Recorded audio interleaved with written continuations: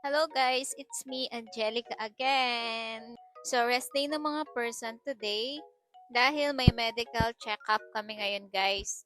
Sabay na nga kami pumunta ni Jessa dito guys. Dinaanan niya din ako sa apartment para kunin din yung bag niya. Punta na nga kami sa kanto guys para mag-abang ng jeep. Madali lang naman mag-abang guys tapos mabilis rin naman kaming makadating doon. 5 to 10 minutes lang. Buti na lang maganda-ganda yung panahon ngayon at hindi umuulan. Ayaw na ayaw ko pa naman lumalabas kapag umuulan tapos rest day mo, charis. Tapos guys, nandito na tayo. Kumuha lang kami ng number guys. Tapos medyo konti lang naman yung tao. Mabilisan lang to. And mas nauna akong natawag dyan. May express card na din pala kami guys. Cover ng company namin.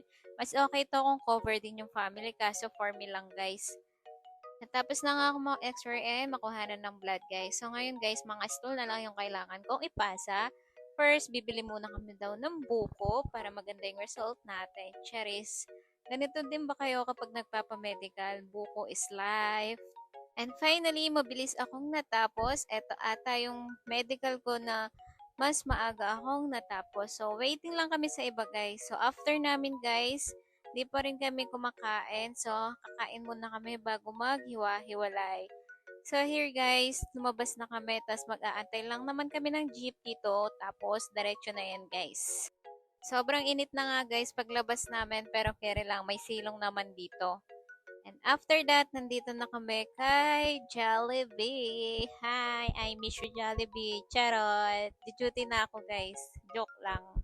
Nakakamiss din mag-Jollibee ah. Welcome to Jollibee. Anong order po nila ma'am? Charot. Biglang nag-counter eh no. Andito na nga kami guys. Kasama ko si Ate Hazel and Kimi. Say hi to my video. And guys, tapos na nga kami kumain. Fast forward lang talaga yung pagkuha ko ng clip. Ito guys, maglalakad na lang din ako pa uwi. Malapit lang naman ako dito. Hindi ko na kailangan pang magbiyahe guys. Ito yung hinanap ko dati. Malapit ako sa public market. Malapit ako sa service namin papuntang office. 'Di ba? Di ko na talaga kailangan bumiyahe pa at gumising ng maaga. Thank you for watching. Please like, comment, and share. Bye!